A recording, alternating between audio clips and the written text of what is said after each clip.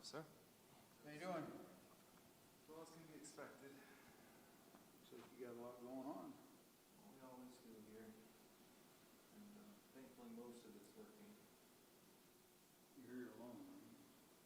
No, we're out there. You just can't see him from this end. Oh. Take a few steps back. I wouldn't be doing this alone, sir. It's my way. It's quite a job, yeah.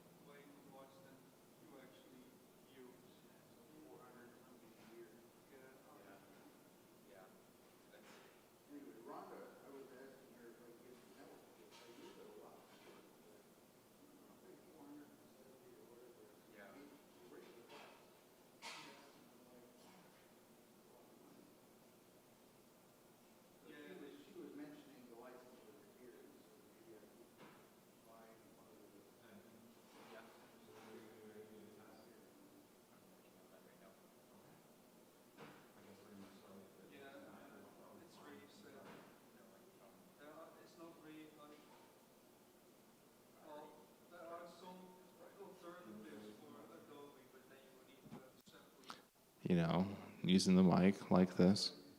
Sounds okay here. How's it looking up there, Evan? Okay. Well, I guess I'll just keep talking in the meantime then. Testing, testing, testing. Praying this all works. Because if it doesn't, we'll be in a real lurch.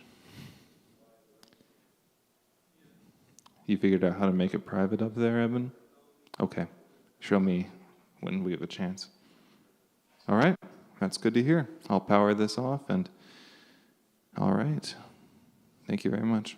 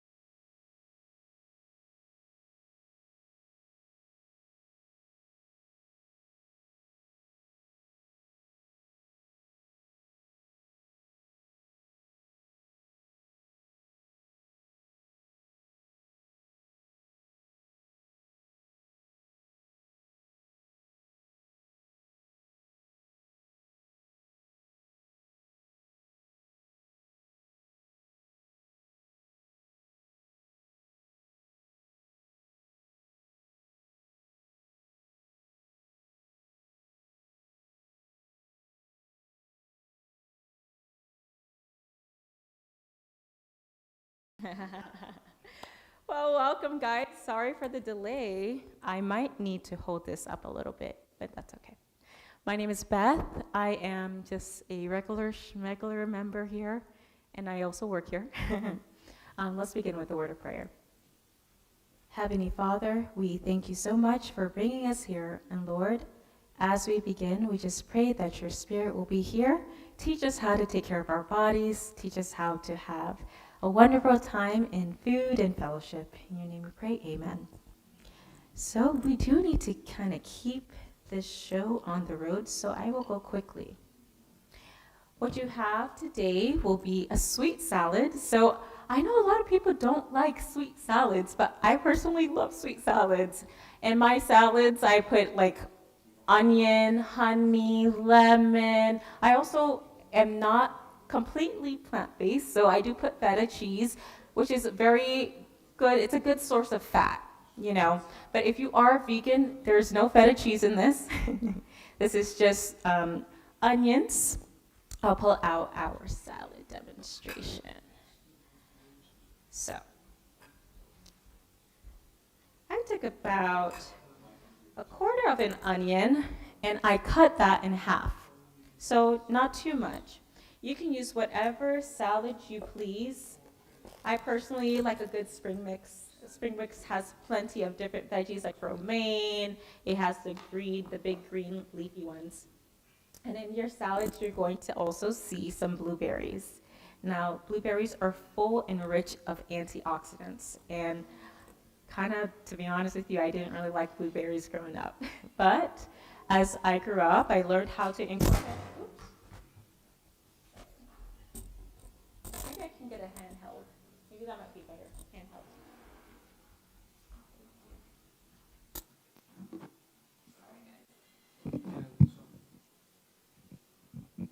Okay, sorry. There we go. That's way better.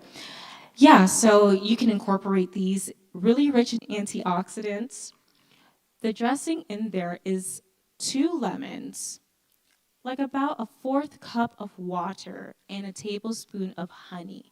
Now, this is just kind of what I use to drizzle it all together and mix it all together. Now, the quantity and the portions are a little different because this is a larger group, but depending on, I'll be giving you guys the recipe later as well, but depending on your party size, you can adjust the measurements as needed. Okay?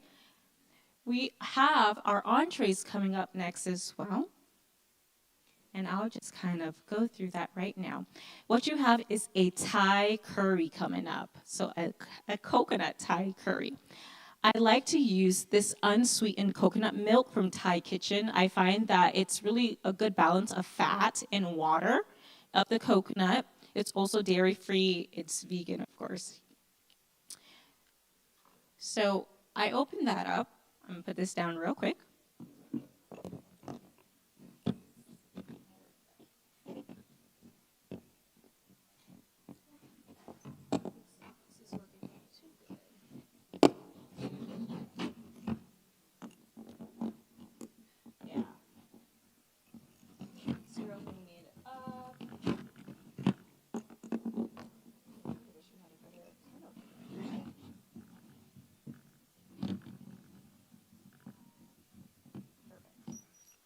Maybe Nick, if you can pass me a spoon, please.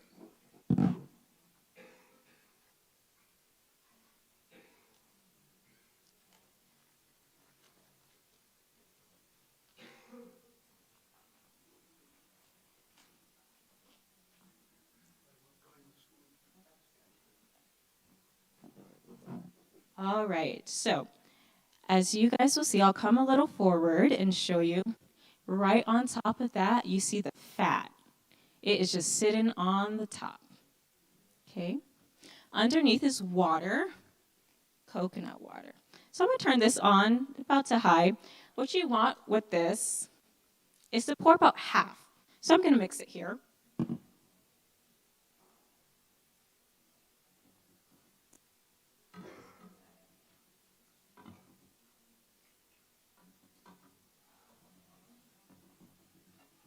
Unfortunately, I can't take this up and show you guys. I wish there was like an aerial camera.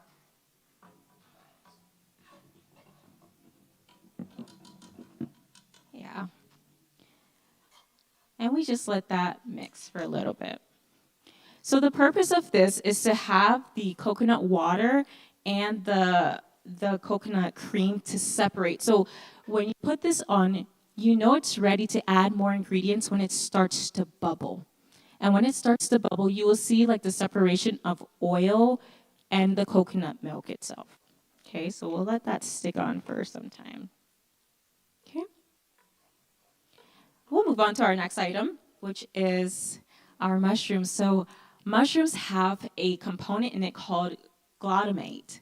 And glutamate is kind of what gives it its very meaty flavor without it having meat. So it's just a very rich element. I personally think if you want this to be as chewy as possible, you should leave it overnight, let it soak.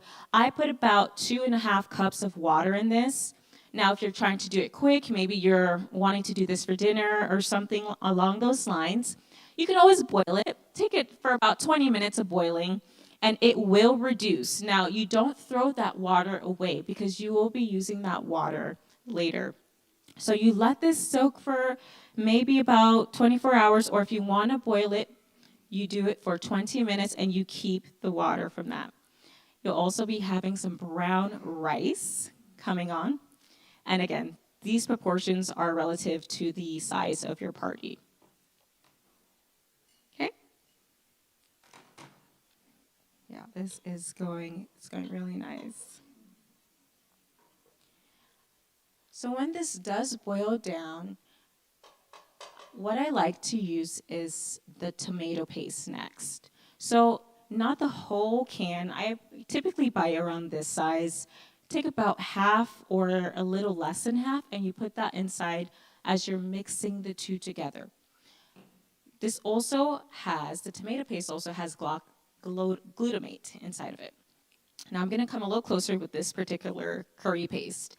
This is the Thai kitchen curry paste, okay? This says there's heat to it, but as you're tasting the curry, is there any heat? There's no heat. So the amount of other ingredients that you put in really does balance out the heat, and you just really get a nice, like, kind of chili flavor. And this has ginger, it has a lot of great things in here. And it is vegan, which is the best part. You're welcome. Oh yeah, it is boiling. Okay, we're getting there. I'll just show you guys up close some of the ingredients that we like to use. I like to use this particular brand because it is gluten-free for anyone who would want to do gluten-free. The Tamari soy sauce is gluten-free, okay? But I think it's Kikoman. I don't know how to say the name, but I don't know about any other brands of Tamari sauce, but at least this particular brand is gluten-free. And this is pretty much a gluten-free meal. I don't believe that there's anything, maybe, no, nothing. This is also a gluten-free meal as well. So we have steamed broccoli as well. Everyone knows how to steam broccoli, and maybe if you don't know, I'll still explain it.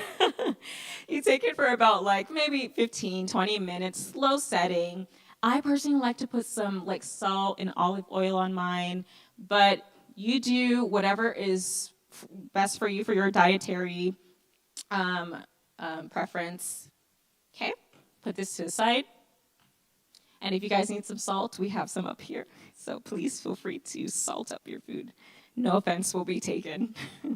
You can pass it along. Let's see. Okay. All right. So yes, this is boiling over. Now, I believe I will add our tomato paste in right now. May I get another spoon, please? Thank you. It's on the table.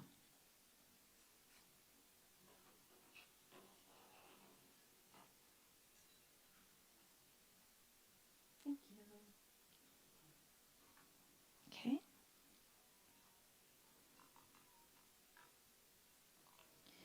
We will be using tofu in this recipe. Just regular firm tofu. Some people like to take the tofu and they soak it overnight, maybe in the soy sauce if you want to do it, to give it kind of an extra punch. I don't like to do that. I don't like too much sodium in my food, so I try not to add too much.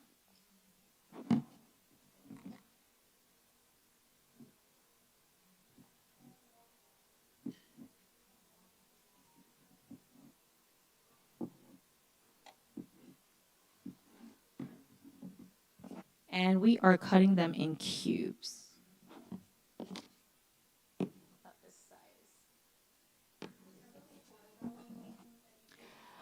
That's a really good question. No, they are not portabella. These are actually shiitake mushrooms. And now they have more of like an earthy flavor to them, and it's kind of strong, but you can use portabella. I actually often use portabella because it's easier to find than shiitake mushrooms sometimes. It still comes out great. Still comes out great. And those you do not need to soak overnight.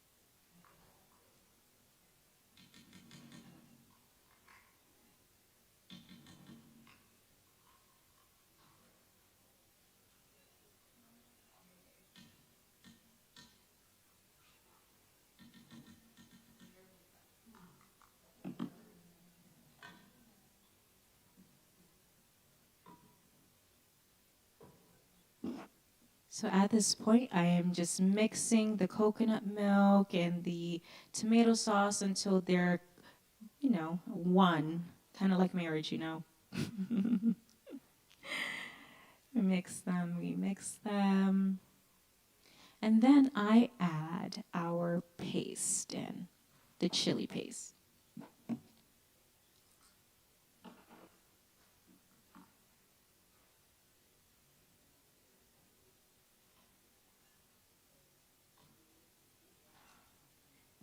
The good thing about these is that you don't really need to use all of your items. So I use about half. Then again, it depends on the person. Some people like more of a flavorful and power-packed meal. I like mine's more mild and just easily balanced in my opinion. So I don't like to use too much, but you do get a good flavor from it. And you can adjust the recipe to your own desires when you are cooking it yourself at your house. Okay. At this point in time, I have chickpeas up here. Now the chickpeas I use as kind of a good base here. And so I like to pour out the aquafaba, which is the water. It's just chickpeas and water, but it's called aquafaba when they merge. And I save that aquafaba and I use it as a thickener. Fun thing too, you can use it to make bread. It makes really soft and nice bread. Yeah, made it before. So I like to pour that out. Right now, I don't particularly have anything. Maybe if I could get a cup or something, that'd be great. But if not, it's okay. I'll just move this over here. So I pour out my aquafaba. And I like to, while the tomato paste and the chili paste are going, I like to add this in. So it helps it cook a little faster. And go ahead and add the whole thing in. It's about a 15.5 ounce can, okay?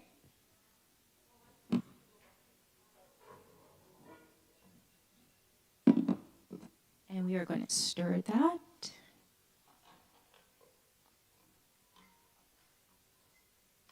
So, fun fact, I actually grew up not using recipes. So, in preparation for this, I had to really try my best to make sure you guys can replicate this. So, I hope you guys enjoy the meal.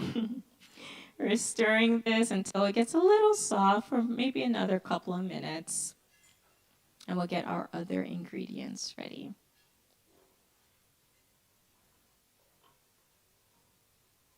Thank you. Okay. Okay.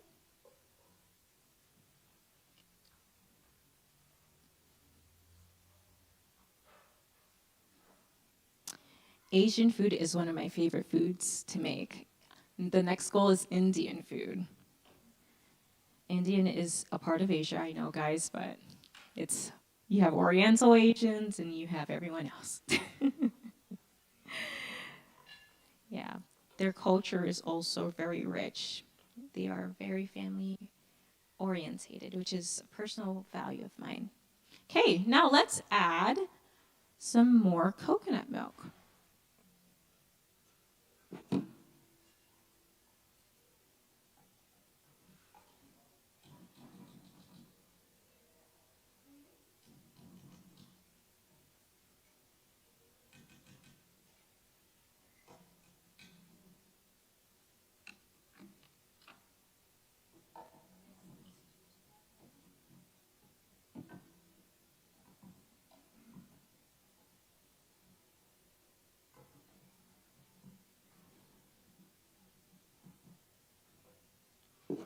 Now, how you know that the mushrooms are thoroughly soaked is if when you squeeze them, they're squishy.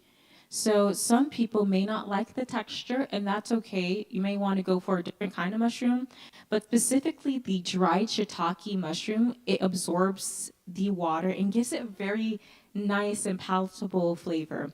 If you're boiling it for 20 minutes and it's not super soft, don't worry about that, because as you're cooking the other ingredients, it will cook down.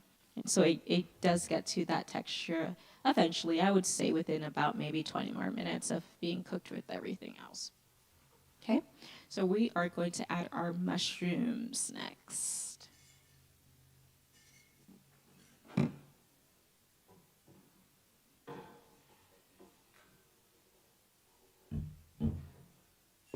Pouring about half that water in because it is very strong and I don't want it to overpower the dish.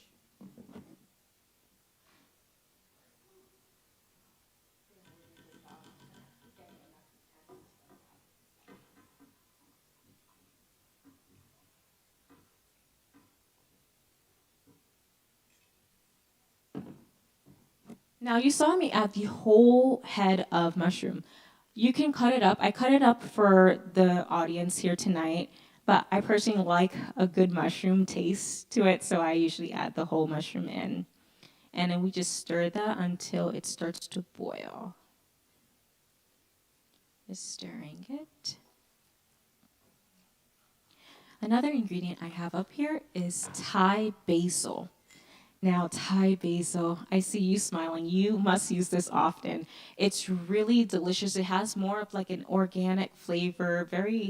It's a little different than the regular basil, but the flavor profile, this adds to the flavor profile of the curry. So you can wait to put this in towards the end. I like to have it cooked down because I don't like the stem feeling so tough. I don't use all the stem anyway, but I like my food thoroughly soft. I don't like too hard of a food profile. And I chop it up.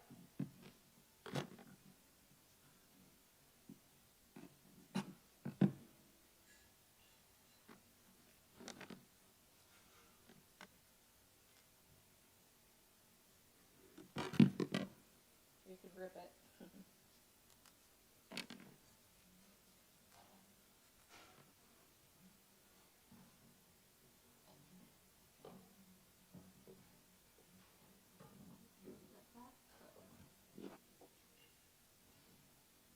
Now, does anyone have any questions? Maybe about the dish, maybe about just the nutritional value?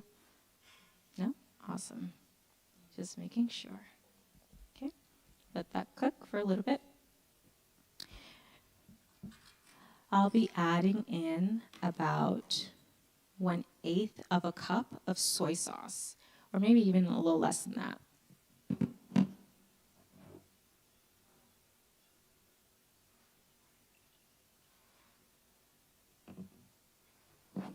I'd say start off with 1/2 of a cup and then, work your way.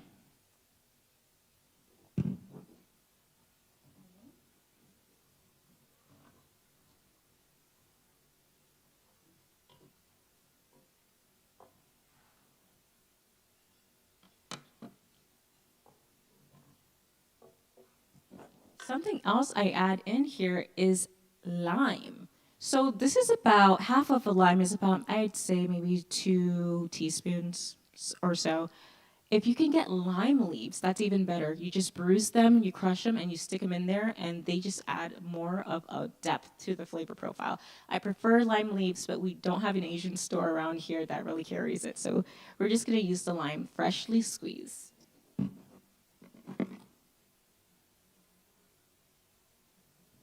And if you were to add lime leaves, I would say about 4 lime leaves. You just crush it and bruise it.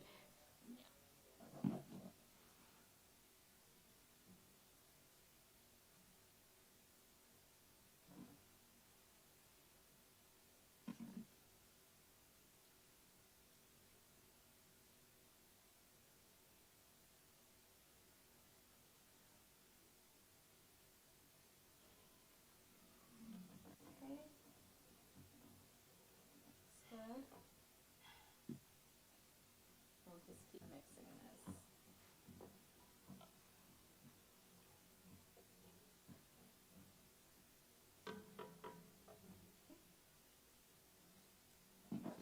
This is where we add our tofu. So some people I have seen online, they sear their tofu, and that's nice. If you're wanting to kind of keep the food more natural, I just stick mine in and I let it sit. So I don't serve this meal immediately after I make it. I just let all the components just kind of absorb everything, and then I serve it maybe, depends, 30 minutes afterwards, just so everything is joined together very nicely. Okay. And we're going to let that simmer for a little bit.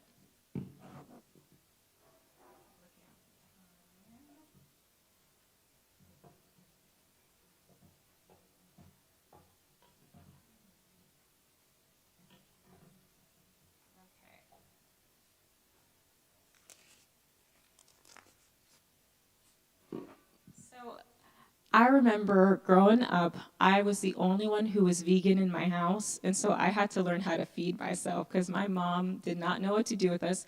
Now she's vegetarian, and she actually makes the best tofu. We're Haitian, so arguably I think we make the best food on this planet. So, but it's really great to be able to take the initiative to learn how to cook food that you really like and that's really good for your body. Coconut milk has a lot of healthy fats, which is what we want, and our bodies need the fats in order to, they store it, of course, but we use it for energy. Our cells need ATP. And also, I feel that it's really nice to be able to connect with different cultures through food. It's a wonderful way to witness. See? This is almost done here. It's just a couple more minutes of simmering. And I think that we will be done.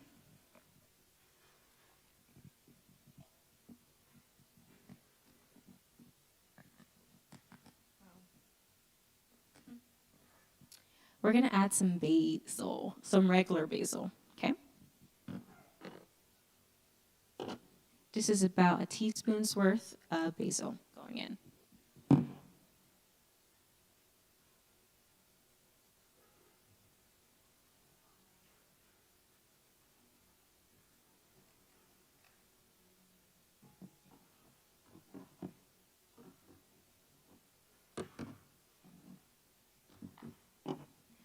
When I was head chefing I'm a coal porter, or I used to be a coal porter, and I was a leader and a head cook. So every time I was in the kitchen, I would tell the students, guys, we need to clean as we cook. Clean as you cook, because you don't want to be left with a whole load of dishes. And I don't know about you, but I hate doing the dishes. I really do, and I'm not ashamed to say it.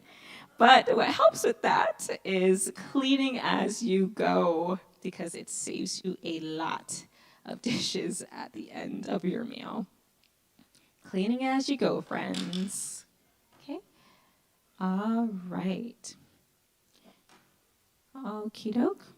The last item we're going to add in here are bay leaves. I typically just put 2, but put as many as you want.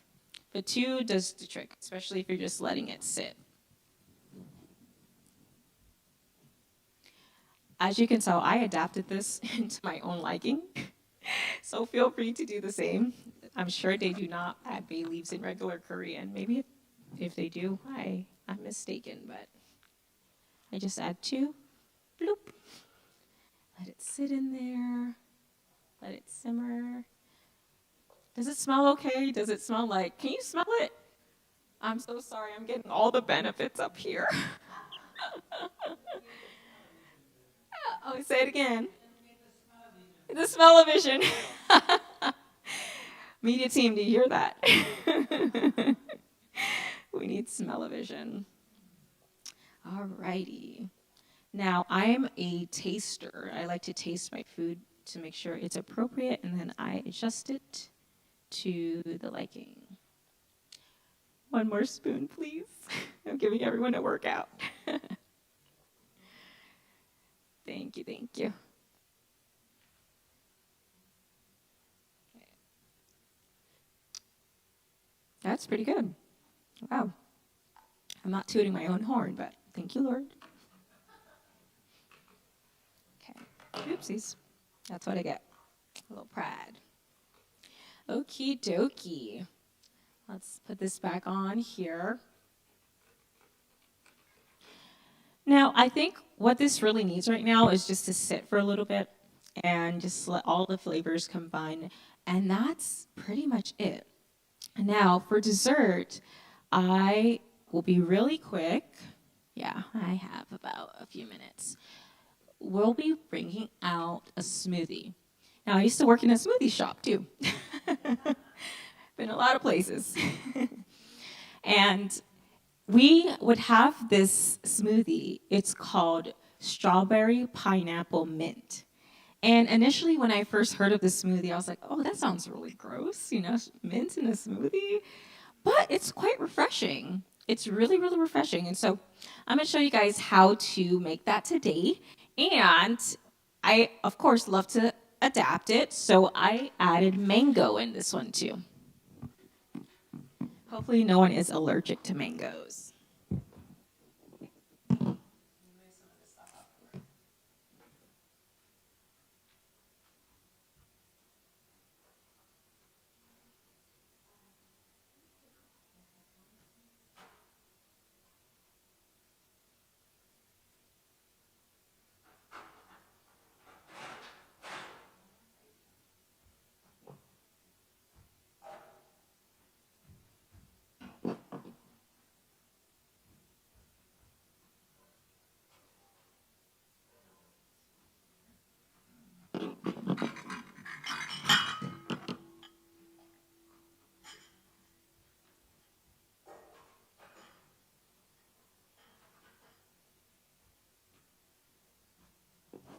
As I was moving the items away, I realized I didn't show you how much broccoli I used.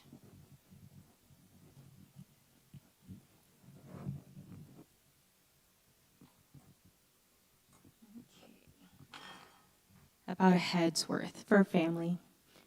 I used 2 for everyone here, so that gives you a gauge. All right, let's get started with our smoothie. I don't see the smoothie top here, though. It's like the blender portion. Well, as they're grabbing that, I'll show you the ingredients. So I used 30 pieces of strawberries,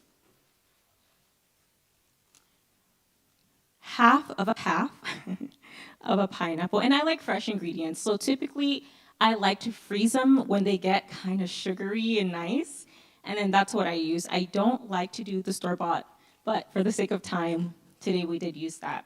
But I would typically buy my own strawberries. And I didn't even use half of a mango. I literally used 3 pieces of mango. So it adds enough. And this one's super sweet. As you can probably see, it's very caramelized. So it's super yummy. And of course, mint. Now, you're not going to add a whopping load of mint. It's like 2 or 3 leaves max, because that mint is pretty strong. And that's about it. 3 batches of mint. As far as the water portion, we'll pretend we'll have the blender up here. We might not get a chance to blend, and that's okay. So we will take our container. We would fill it.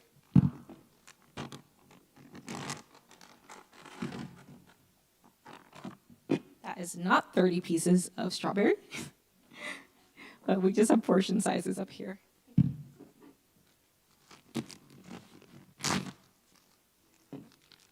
For the pineapple, I did about a cup's worth of pineapple. Okay.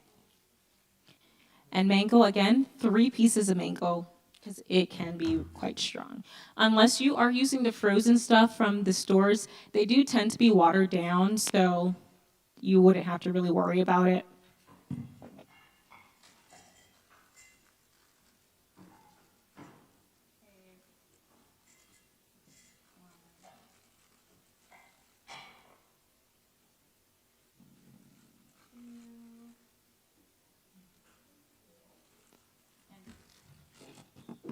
The amount of liquid you use is just enough, like about halfway to cover up the fruit, and I'll demonstrate that right here.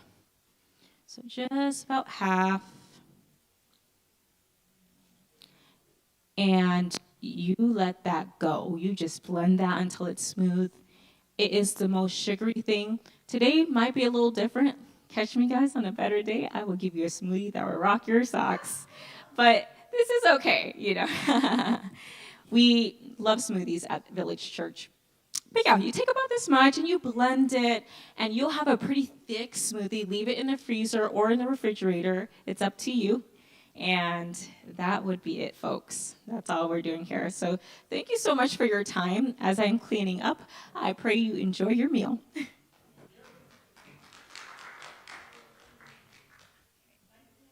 welcome. Okay, we'll take about a few minutes break in order to transition. Thank you.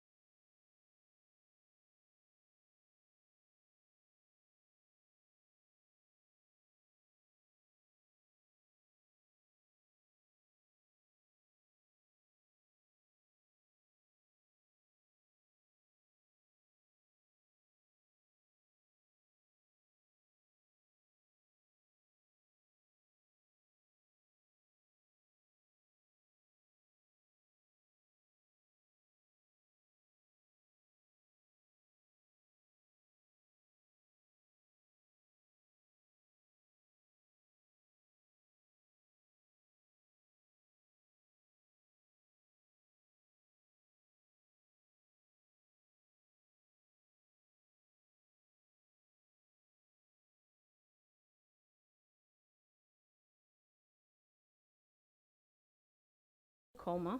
After that, I pray that you'll stay awake with me as I go through this. Today we're going to be talking about relationships and boundaries, building God-honoring connections. How many of you here are familiar with Village Vitality Program? Yes? No? All right. Well, this is your charge to go and check it out after this presentation. We have a really, really cool Vitality Challenge going on right now where you get a challenge every month.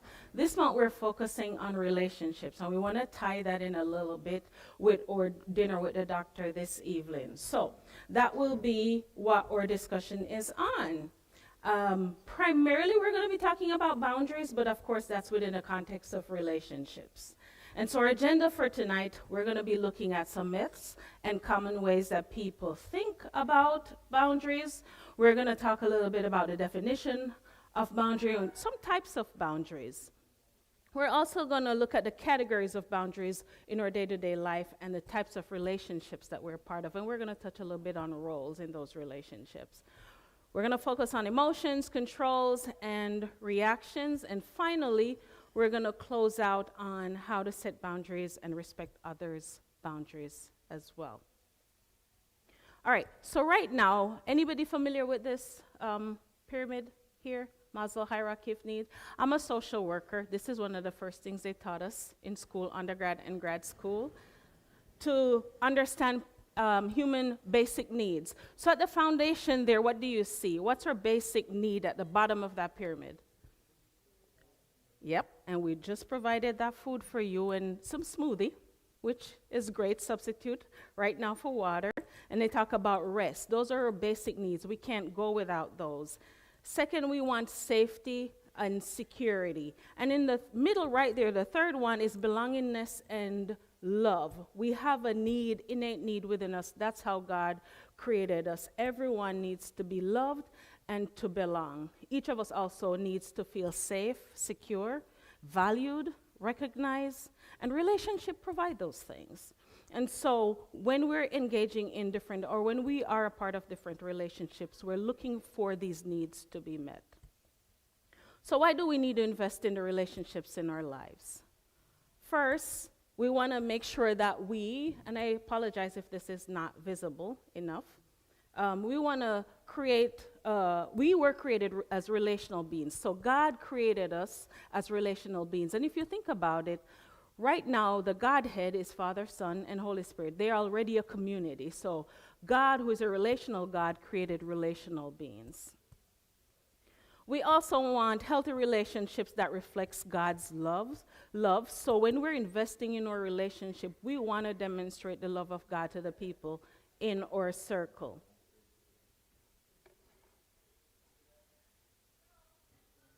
The way we treat others is a direct reflection of our relationship with God. So if you think about the people in your circle and how you interact with them, what kind of relationship you have with them directly reflects the relationship that you have with the God that you're serving. So healthy, loving relationship becomes a witness to the world. Next, we want to invest in relationships because they help us grow. A lot of us who are in healthy relationships help us to learn patience, forgiveness, selflessness. A lot of times, especially if we have children, we learn to be self-sacrificing and selfless. Also, we receive some correction, right, from some of these relationships. Encouragement and accountability. We discover how to love like Christ in these relationships. Next, relationships, they impact our well-being. They're trying to fix the lighting so we can see the PowerPoint a little bit better. Okay, so impact our well-being.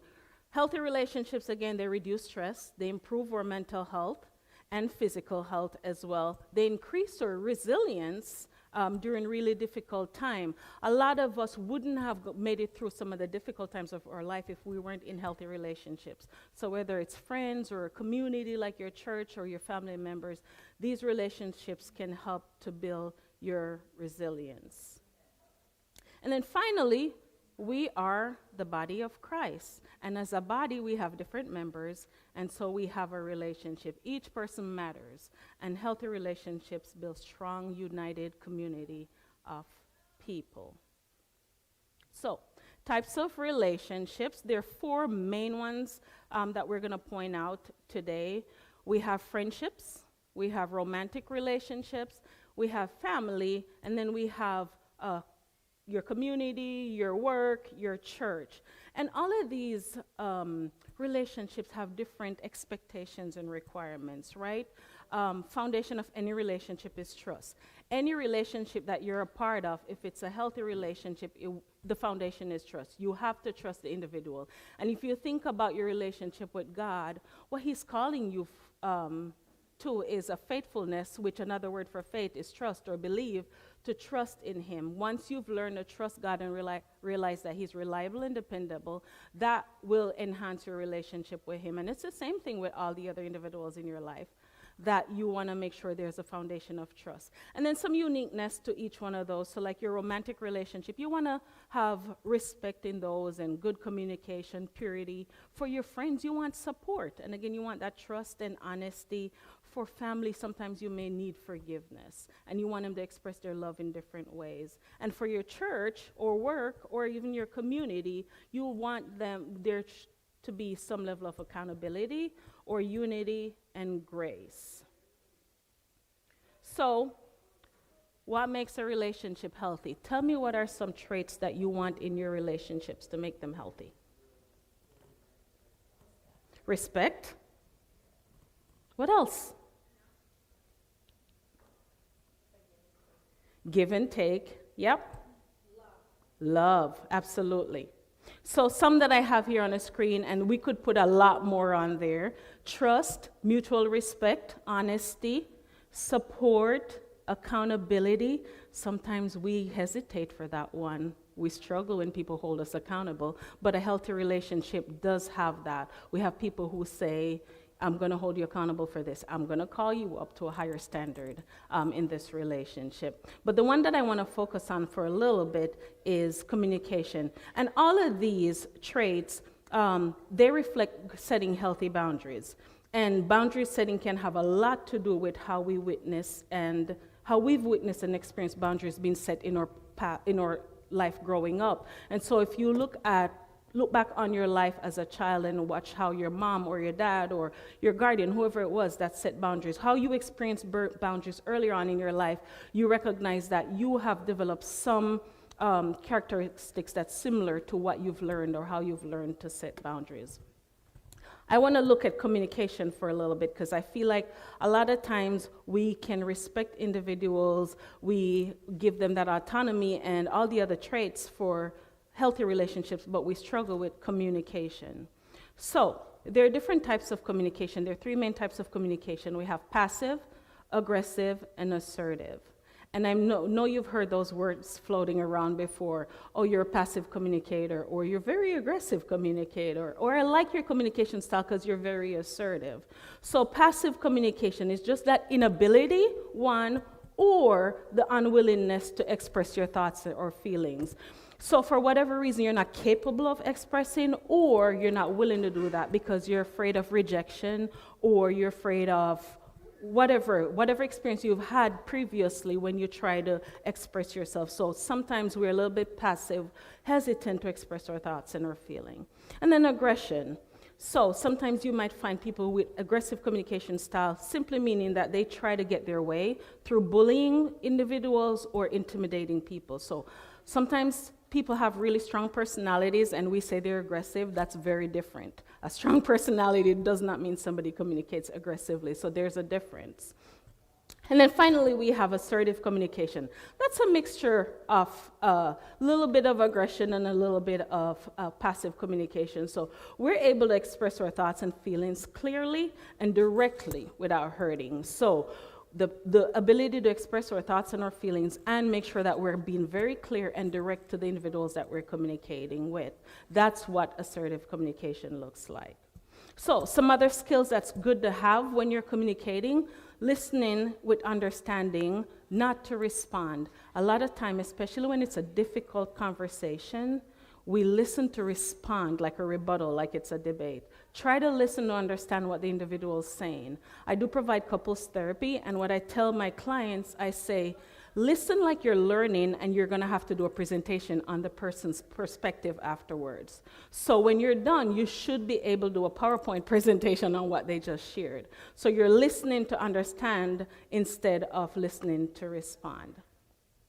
And then speaking with clarity and kindness. Again, we want to make sure that we're clear and we're direct, but with kindness and grace. We don't want to be too aggressive or rude or obnoxious. We want to just make sure that our point is clear and that people understand what we're saying, and we do that with grace and kindness. And then finally, we want to be mindful of our nonverbals, because if I'm saying to you, Oh, I just love being here today. Would you believe me? You probably wouldn't believe me, right? Because of my facial expression. So be mindful of that when you're interacting with individuals. Like, what is my body saying? My words are saying one thing, but what is my body saying? All right, so now we're going to talk a little bit about toxic relationships. So these are some of the components of toxic relationship. You have constant disrespect in the relationship happening more often than you'd want it to happen, and people might ask for forgiveness, but they go back and do it again. Or there's a lack of support. Control or manipulation is one of the key things that you look for in very toxic relationships. And so that leaves the person feeling fearful of speaking up. So you might have that passive communication because they feel like it doesn't make sense me sharing my feelings and my thoughts because it will not be received. And so they are feeling drained, defeated, dried up because this relationship is not fueling them. When you're setting boundaries, or your boundaries, the boundaries that you set are constantly violated, this potentially is a sign that you need to evaluate the health of this relationship. If every time I set my boundaries and those boundaries are breached, then I probably need to look at my relationship with this individual. And it's okay, and it is necessary to set limits for your health and for your healing. All right, so let's look at the definition of boundaries. Boundaries are limits we set to protect our emotions, or emotional, physical, and spiritual well-being. So we define it as where one person ends and the other person begins. It's there to protect our time, or energy, or emotions, and or values. So if you think about some of the boundaries you've set in your life, directly or indirectly, why did I set these boundaries? What am I trying to protect here? Why I have these boundaries? So if I say to my child, you have to be home by 6 o'clock in the evenings, what boundary am I setting and what am I trying to protect in this relationship with my child? Some myths about setting boundaries. What have you heard about setting boundaries that you think might be false or inaccurate?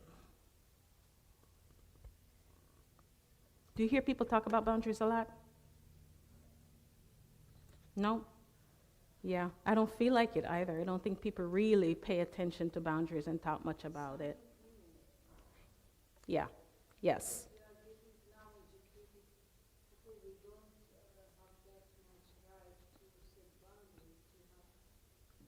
Yes.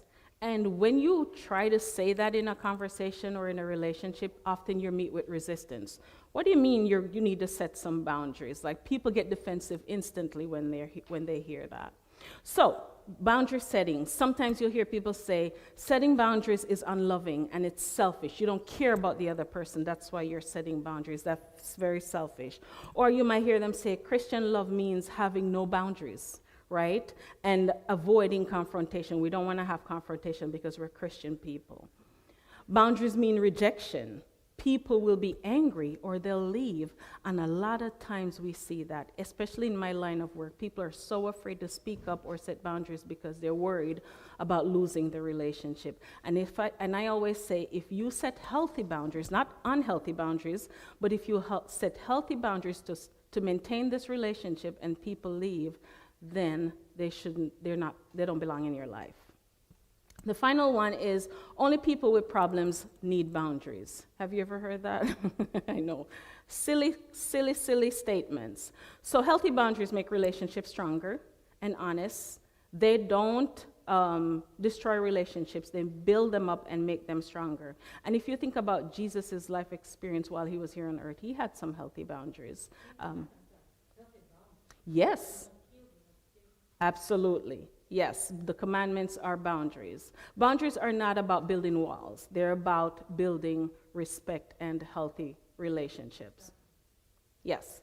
So we're going to talk about common ways people think of boundaries. So in your day-to-day life, people will say, my boundary is learning to say no without feeling guilty about saying no. I want to speak up when something feels wrong. That's me setting healthy boundaries. And then again, we're thinking about What values am I trying to encourage here when I'm setting some of these boundaries? Taking time for yourself for self-care, that is setting boundary, and that's okay. Pausing and just setting time aside to take care of yourself, that is healthy boundary. Not taking responsibility for other people's emotions. Now, if we insult somebody, that's okay to apologize once we recognize that, but not taking ownership or control of people's emotion, because everybody's in control of their own emotion. And then finally, what's okay and what's not. That's what people think about when they're thinking about boundaries.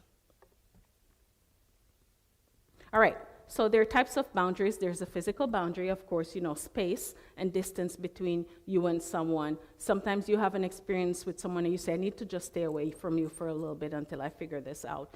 Emotional boundaries, where you're protecting your emotional well-being. So you make me really angry every time you do this, and so I'm gonna stay away from you for a little bit. I will not have a conversation with you until we're able to figure this out and manage it. Mental boundaries, your beliefs and your values are what you're protecting. Time, how you use your time, setting boundaries. I am not capable of doing this right now. I don't have the capacity to invest in this with you right now. Sorry about that. And so you're setting boundaries with your time. And then material possessions, material would be like your possessions, and then spiritual, your beliefs and your values.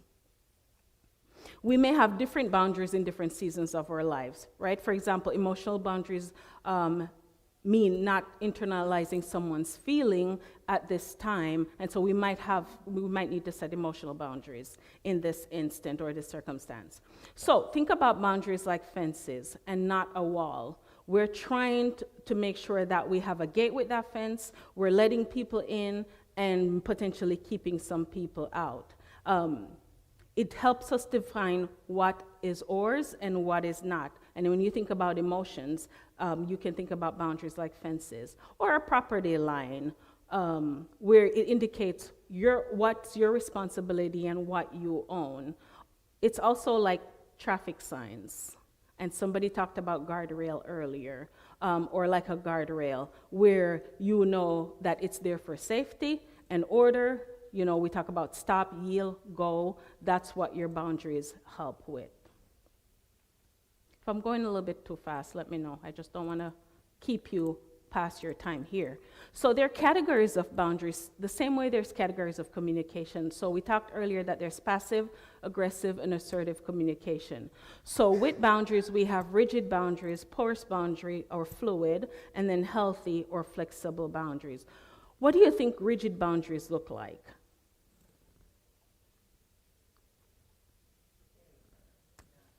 Very firm, inflexible, not moving, very good. Yes, so we're keeping everyone at a distance. That's a rigid boundary. And then a porous or flexible, a porous or fluid boundary is saying yes to everything. We are the people pleasers in this, and it's really, really hard for us to say no. That's the porous boundary. And then the healthy or flexible boundary have a nice little balance of both, right, depending on the need and what we are capable of offering. So there's a balance, openness, and protection, but there's some assertiveness and not really aggression. Now we're going to talk about importance of boundaries. So we want to make sure that we have boundaries to maintain self-respect and identity, to prevent burnout and resentment. When we're constantly saying yes, that means we keep pouring out. At some point, we're going to get empty. And when we get empty, that's when we're burnt out, and we start having resentment, whether it's for work, church life, personal relationship, family life. We will start having resentment because we're spent. We don't have anything else to give. And then fostering healthy, God-honoring relationships. Improving our communication and our trust. These make boundaries important in our life. I have the right to ask for what I want. They can say no, but I can ask. I have the right to say no. It is my right to say no if I'm not capable of doing this, if I don't have the capacity to offer this. I have the right to change my mind without making an excuse. I don't feel like doing it anymore. That's okay. You can say that. I have the right to make mistakes and to be responsible for them. We don't do that often enough to give ourselves permission to make mistakes. It's okay to make mistakes, and we take ownership of it, and we recognize this is a learning experience that teaches me what to do differently next time. And I have the right to expect honesty from other people. So some things that boundaries are not, they're not a punishment. So if people are interpreting your boundaries as a punishment, you want to make that clear. I'm not trying to punish you. I'm trying to protect myself or take care of myself and or relationship that we're a part of. I'm not trying to control you. I'm not trying to be selfish. It's not unloving, mean, or rude. It just means that right now we need some structure. We need some guardrails in this relationship to make it work, to make it healthy. Boundaries are about taking responsibility for ourselves and not managing other people. So this is about me and what my needs are right now and how I can be accessible in this relationship. And then healthy boundaries is always communicated in kindness, and we want to be consistent when we're communicating and make sure that we're being respectful, honest when we're saying no. And sometimes people will see that as rejection, and we can choose to expound or clarify that or not. All right, I want to show you an emotion wheel. Like I said, I'm a social worker. And so you're going to get some element of that in this presentation. So we have some core feelings, some core emotions that we express. If you look in the middle of that circle, you're going to see sadness, happiness, surprise, feeling bad, fearful, angry, disgusted. Those are some of the core feelings, and people grab those really quickly when they're experiencing emotions.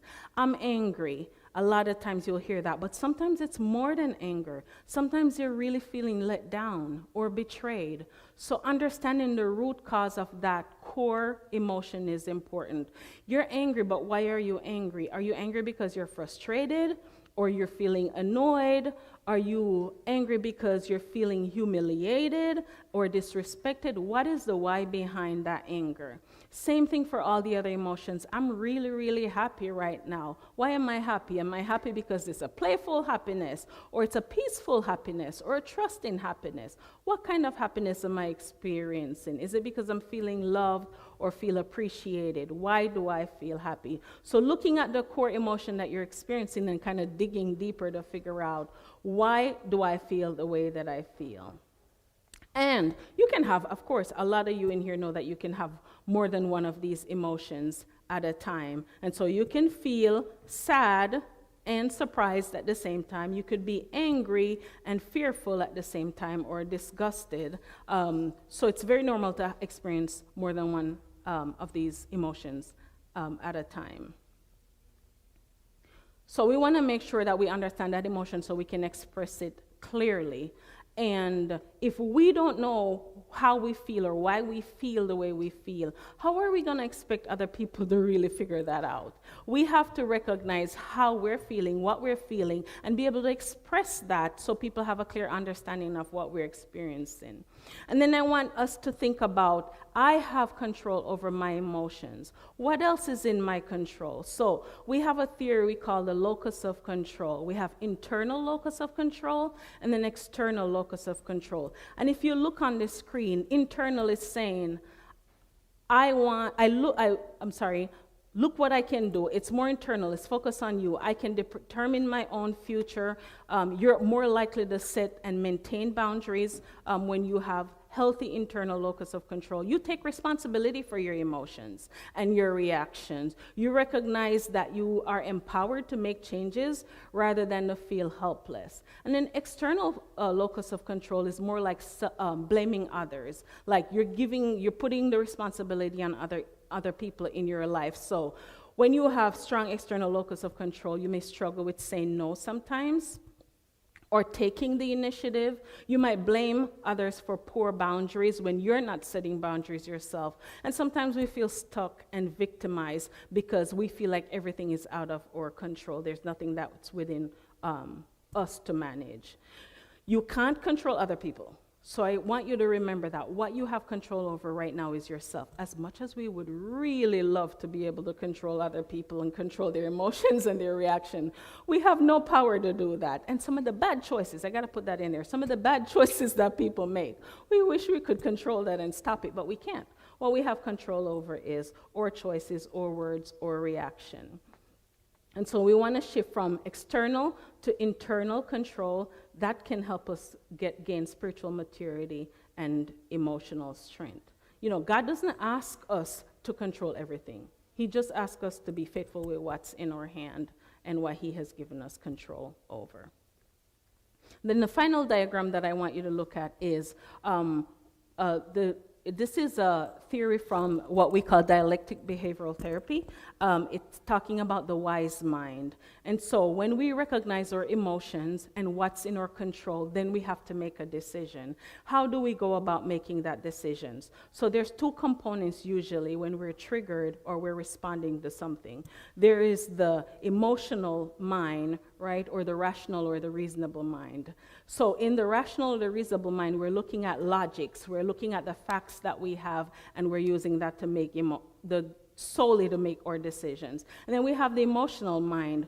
What was I feeling? You hurt me really badly, and because I'm really hurt, that's what's driving my decision. We don't want to end up in the two extremes. We don't want to get in only in the rational or the reasonable mind or only in the emotional mind. We want to have a healthy balance of the wise mind where we're taking into consideration our emotions and the facts that we have and the truths that we have, and we put those together to make a decision. So with the emotional mind, you might want to stop and ask yourself, what went through my mind when I had this experience? What disturbed me? What is it that is making me feel this way? Or what am I reacting to right now? What is the strong emotion that I'm feeling, and why do I feel the way that I feel? What would be more reasonable for me? What am I thinking right now? What should I do in this moment? What advice would I give a friend if they were having similar experiences right now? Once you stop and think about those, then you come together and you ask some follow-up questions to kind of help you come to a decision. What's the bigger picture? So I'm feeling a certain way, they've expressed certain things. Is there a bigger picture that I need to focus on? What will be the consequence of my reaction? And a lot of us, if we stop to think about the consequences, we probably will hesitate with the words that we use and the behaviors that we exhibit. So what are the consequences, long-term and short-term consequences? What is going to be the best response to this situation? Best for me, best for the people that's involved, and best for the whole situation on a whole? And what will be the most helpful and effective, all things considered? So how do we set boundaries? First, we want to identify what our limits are. I talk about capacity a lot. Am I capable of offering this? How will this interfere with my values and my beliefs if I say yes to this? Make sure that you're being clear and direct when you're communicating with the individuals in your life. Clear is kind is one of our social workers' motto, Brené Brown. She always talks about being clear is being kind. Always make sure that you're clear and direct when you're communicating, because if there's any room for assumption, people usually want to grab onto that. Remain consistent. So if I'm saying no today to this, I will say no to it again tomorrow. You're not going to keep asking and eventually I say yes. And kids are really good at that. I know I make a lot of kids reference. They keep asking until eventually you cave and say yes. Especially the terrible two, but why? But why? And they keep asking you until you cave. Use I statements instead of saying, you always do this. And that people feel targeted and attacked, and instantly their defense go up when they hear like you're criticizing them, you're like a critic. Instead of saying something like that, you may say, I feel this way when. Instead of saying, you always do this, I feel this way when. So use I statements so it's coming from how you're feeling, not what you're assuming about them and their method. Stay calm and respectful. Sometimes that can be really difficult when we're experiencing strong emotions, but we do our best to regulate. Remember that we have control over that. We have control over emotions, so we do our best to regulate our emotions, stay calm and respectful. And then we prepare for resistance. Sometimes people feel strongly about what they're wanting or feel strongly about the boundaries that we're setting. So you are preparing yourself to have a conversation about that resistance, or to say, right now I don't have to explain myself. This is the boundary I'm setting for my life, and unfortunately I'm not able to do this. And then practice. Keep practicing. Sometimes we fail the first time we try or the second time we try. Just keep going at it, and eventually will become like a reflex for you to be able to set healthy boundaries. So a lot about your boundaries, talking about respecting other boundaries, because there are people in your life who are setting boundaries as well. So you want to make sure that you're listening without defensiveness. Again, you want them to do the same thing, so you should be able to offer the same thing to them. Don't push or guilt trip anybody. Like, man, I really wish you could do this. I can't believe you're not doing it, and you know how much I really want you to do this thing for me. So don't guilt trip anybody. And then ask before assuming. Clarify. What I'm hearing you say is this. Is that accurate? And give them the opportunity to tell you if you're right or wrong. And then accept their no's with grace, because sometimes we don't know the whole story. We don't know the big picture. And somebody might seem like they're capable of saying yes, but they really can't say yes in that moment. So you're going to accept their grace without judgment, accept their no's without judgment. How many of you have you heard the analogy about relationship bank account? Yes? Okay. So the idea is that if all of us have bank accounts within the relationships that we're a part of, right? And we make deposits every day, and we make withdrawals sometimes. The quality of the relationship will depend on how many deposits we make and how many withdrawals we make. So if you think about a marital relationship, spending that quality time, calling and checking in, texting, all of those are deposits that you're putting in. If you come home and you had a really tough day and you were grumpy and your wife said, "How was your day, honey?" and you said, "I don't want to talk about it." That's a withdrawal. But because you've made so many deposits in that account, it didn't deplete it, right? You're not in the negative because you're already making a lot of deposits. So I wanted to start thinking about the relationships, not just marital relationships, but child-parent relationship, any kind of familial relationship, or even work relationships. What deposits am I making, and how often am I making deposits in these relationships? And am I making too much withdrawals? Am I going to deplete my account and get it in the red? So when there are significant funds in there, like I said earlier, if we have an occasional withdrawal, it doesn't damage the relationship. It starts to damage the relationship when we keep withdrawing and we're not making any deposits. So we want to minimize the withdrawals and then make generous deposits on a regular basis, not just a one-time thing. I take you out this evening for dinner and we don't do that again, or anything nice for another year or so. We want to make sure that it's frequent enough that the account can stay in the black. So some final thoughts, and I know I ran through, and I can stay afterwards for questions. You're going to tell yourself boundaries are biblical, and it's an act of stewardship. Jesus modeled healthy boundaries, and boundaries help with growth, and it takes time and grace. So ask yourself these questions. What relationships in my life require more deposits right now? A good self-evaluation. Where do I need stronger boundaries? Is it in my work life, my community life, my marital life, my relationship with my children or extended family? Are they depleting me, or are they making deposits? Have I been honoring others' boundary? So people who've expressed boundaries in our relationship, am I respecting and honoring them? And just remember, and asking God to help us love well with grace and wisdom. Thank you. We will wrap up with closing prayer for online viewers and those who are here, and then I will stay back if you have questions or you want to talk a little bit further. So let's pray. Father in heaven, we thank you for the good food that we enjoyed, the demonstration from Beth, teaching us to prepare healthy, whole options to enrich our body and help us to grow and have clear minds so that we can hear you speak to us. And Lord, I want to thank you for the time we spent talking about relationships and boundaries.